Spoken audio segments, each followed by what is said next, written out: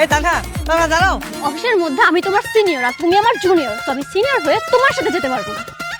আরে বাবা, আজকে অন্তত নিয়ে যাও, অফিসের আগে আগে আমাকে নামাই দিও। সরি, তুমি অন্য রিক্সা দেখে নাও। এই এই তানহা দাঁড়াও, দাঁড়াও। এই ভাই কি মেমোরি চাকরি ইভটিজিং করতে মন চায়? আরে না না ভাই, উনি তো আমার, গার্লফ্রেন্ড? আরে না উনি আমার বোন? আরে না। তাহলে খালা? আরে ভাই কি বলতেছেন এগুলা? তাহলে কি আপনার আম্মা হয়? সি সি সি সি ভাই, ওনারা দেখলে কোন দিক দিয়ে আমার মার মতো মনে হয় বলেন তো আপনি? আচ্ছা ভাই, তাহলে আপনার কি হয় ওইটাই বলেন। আমার স্ত্রী। স্ত্রী? তাহলে আপনার স্ত্রী আপনার রেখে চলে গেল কে? ভাই এই ঘটনা যদি আপনার এখন বলতে যাই, আমার হাতে সময় নেই, আমার চাকরিটা চলে যাবে, আমার অফিস যাইতে হবে। হ্যাঁ আর থাকেন আপনার। সরি একটু লেট হয়ে গেল। হ্যাঁ কি ব্যাপার? আপনি বিনা অনুমতিতে আমার রুমে কেন প্রবেশ করেছেন? আপনার শিখেননি? সরি, আমি আবার প্রথম থেকে শুরু করতেছি।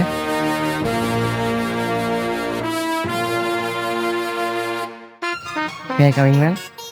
Yes, coming.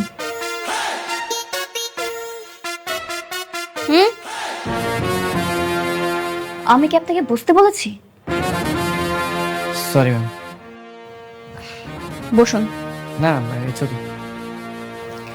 আজকে অফিসে আসতে আপনি 10 মিনিট লেট করেছেন কেন? আসলে ম্যাম সালাম স্যার। ওয়ালাইকুম আসসালাম। মিস্টার মফিজ, কি সমস্যা? স্যার আমার নাম হাফিজ। ও মিস্টার হাফিজ, কি হয়েছে? স্যার, উনি আজকে অফিসে আসতে 10 মিনিট লেট করেছে, তাই একটু শোকজ করছিলাম। লেট কেন হয়েছে?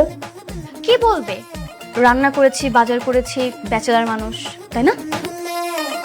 মিস্টার না, ওনাকে শোকজ না, ওনাকে রিজাইনিং লেটার ধরিয়ে দেন। ওনার মতো একটা এমপ্লয়ি গেলে আমার 10টা এমপ্লয়ি আসবে, আমার কোনো সমস্যা নাই। স্যার সরি সরি স্যার, আর হবে না স্যার। স্যার আপনার কথা। গাধা নাকি? আমার কসম খাচ্ছেন কেন?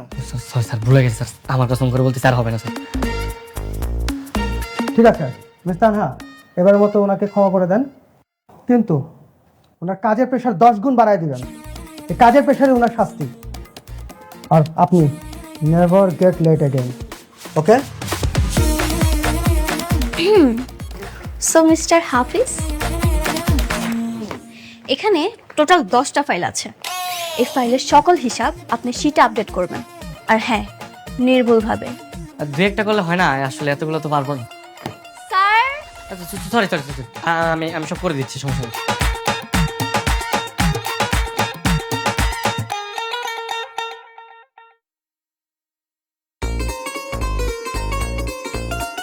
সময় একদিন আমার আসবে, আর সেই দিন আপনার আমি বুঝাবো এই মফিজ কি জিনিস, হাফিজ কি জিনিস।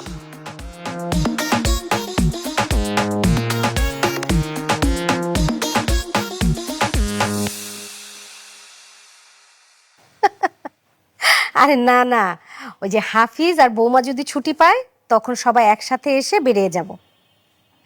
আচ্ছা ঠিক আছে, আচ্ছা রাখছি। কি রে বাবা, তোর আসতে এত দেরি হলো যে? কোথায় ছিলি? কই আবার অফিসে। কিন্তু বৌমা তো সে কখন চলে আসছে, তোর এত দেরি হলো কেন? সেটা তোমার বৌমাকে জিজ্ঞেস করো না, আমাকে এক গাদা কাজ দিয়ে অফিসে বসিয়ে রেখে আসছে। কি বলিস?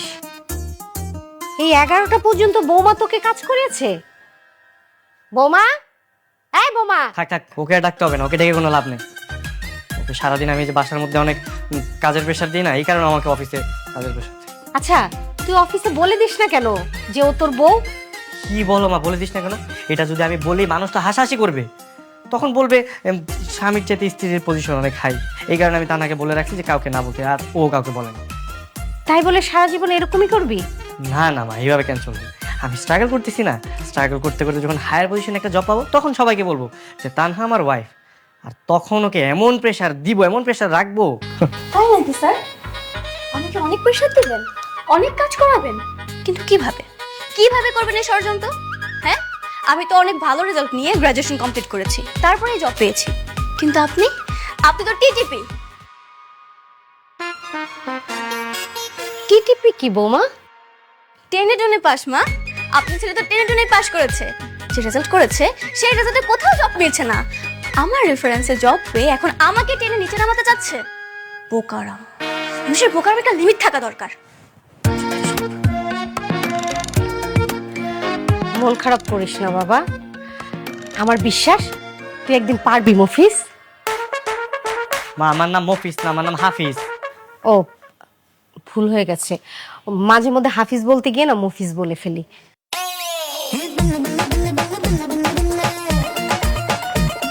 হাই রে আমার মফিজ ছেলে।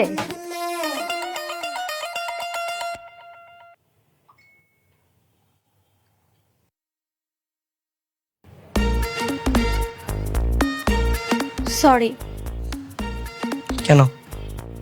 আজকে অফিসে একটু বেশি প্রেশার দিয়ে ফেলেছি। কি করব বলো, তোমার সাথে এমন খুনসুটি ঝগড়া করতে আমার অনেক ভালো লাগে, তাই তো এমন করি। তবে আজকে এত বেশি প্রেশার দেওয়া ঠিক হয়নি, অনেক বেশি কষ্ট দিয়ে ফেলেছি, তাই না? সরি। ওকে। কি ব্যাপার, এত রাত্রে স্যার কল করছে কেন? বস কল করছে মানে? এই ব্যাটার মধ্যে কিন্তু ঝামেলা আছে। উনি নিশ্চয় তোমার পছন্দ করেন।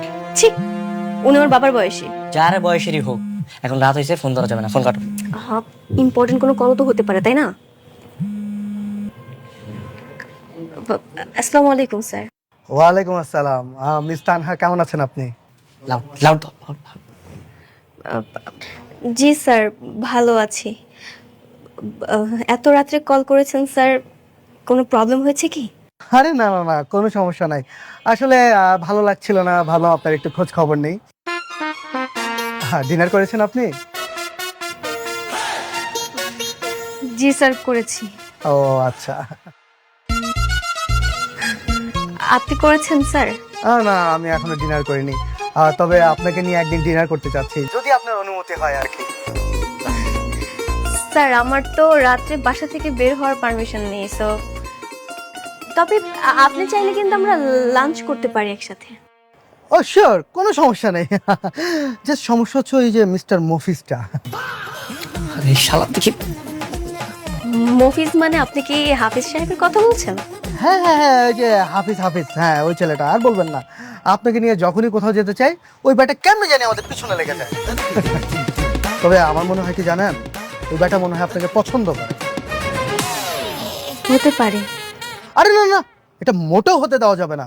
আপনি হচ্ছেন আমার কোম্পানির সিইও, আর ও হচ্ছে সামান্য একটা এমপ্লয়ি। আপনার পাশে দাঁড়ানোর কোনো যোগ্যতাই ওর নাই। তোমার গালি বলো শালা, বলো বলো। স্যার, কাউ কিভাবে বলতে নেই। আমি আমি আমি আজকে রাখছি স্যার, হ্যাঁ পরে কথা হবে। হ্যাঁ আচ্ছা ঠিক আছে, গুড নাইট। কালকে দেখা হবে ইনশাল্লাহ।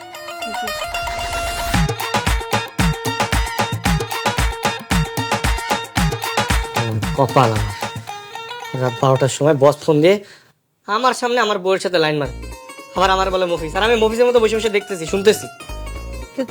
কি করবো, বসকে সব বলে দেবো? না বলতে হবে না, বললে তো তোমার আবার চাকরি থাকবে না। সময় হলে এমনি জানতে পারবে। আচ্ছা ঘুমাই পড়ো, অনেক রাত হয়েছে।